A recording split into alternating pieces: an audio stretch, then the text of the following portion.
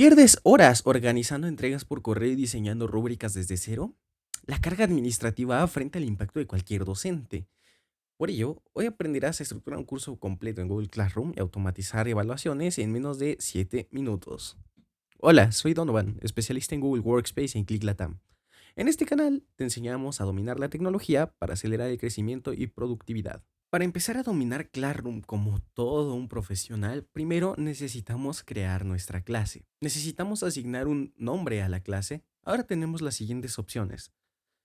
Sección, que es simplemente el grupo, el módulo. Ahí podemos asignar a qué grado pertenece la clase. La asignatura, simplemente el nombre de la asignatura. Y la sala es donde se va a impartir esta clase. Puede ser en presencial o puede ser de manera virtual en un enlace de Meet. Esta información es totalmente opcional, salvo el nombre de la clase.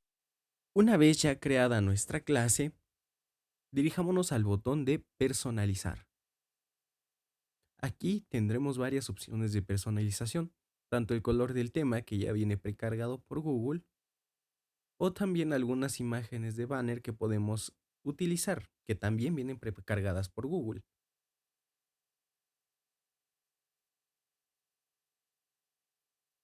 En este caso me gustó esta. Aunque si lo preferimos podemos subir una imagen propia. Si nuestra clase se va a impartir de manera virtual, es importante que siempre hagamos clic en generar enlace de Meet para que nuestros estudiantes puedan verlo y unirse a la hora que corresponda. No podemos impartir una clase sin estudiantes, así que ¿cómo puedo integrar a mis estudiantes?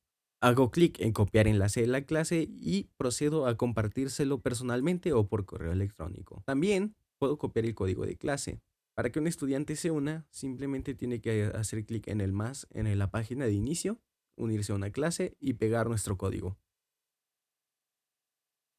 Asignar tareas tampoco es cosa del otro mundo, simplemente hagamos clic en trabajo en clase, hacemos clic ahora en crear y hacemos clic en tarea.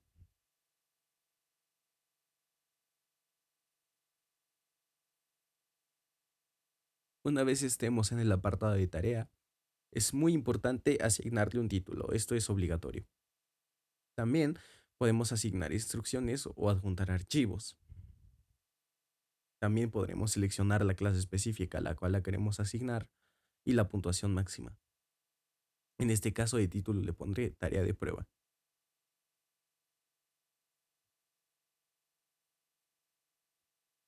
Podemos asignarla a todos o a un grupo específico de estudiantes y también podemos asignar una fecha límite. En este caso la asignaré como mañana.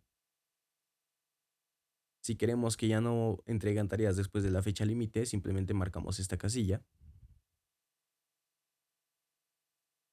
También contamos con informes de originalidad, sin embargo solo tenemos 5 disponibles por clase, así que hay que tener cuidado con eso.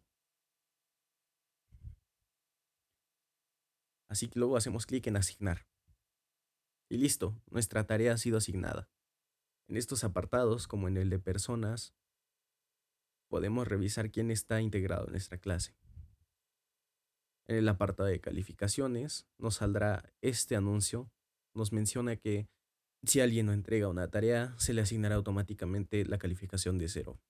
Yo asignaré que sí. Podemos subirle material a nuestros alumnos de la misma manera en la que podemos crearle una tarea. Esto es muchísimo más sencillo. Solo añadimos un título, esto es, yo le añadiré material de prueba. Y lo importante es subir archivos.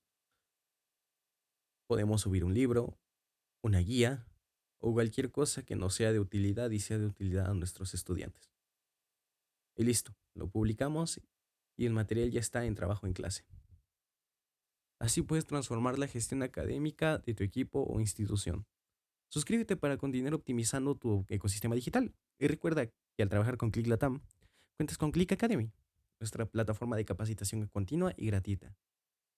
Y Click Support 365, soporte humano real, listo para ayudarte los 365 días del año, incluidos sábados, domingos y feriados de 9 a 9. Nos vemos en el próximo tutorial. Ahora dominas Classroom.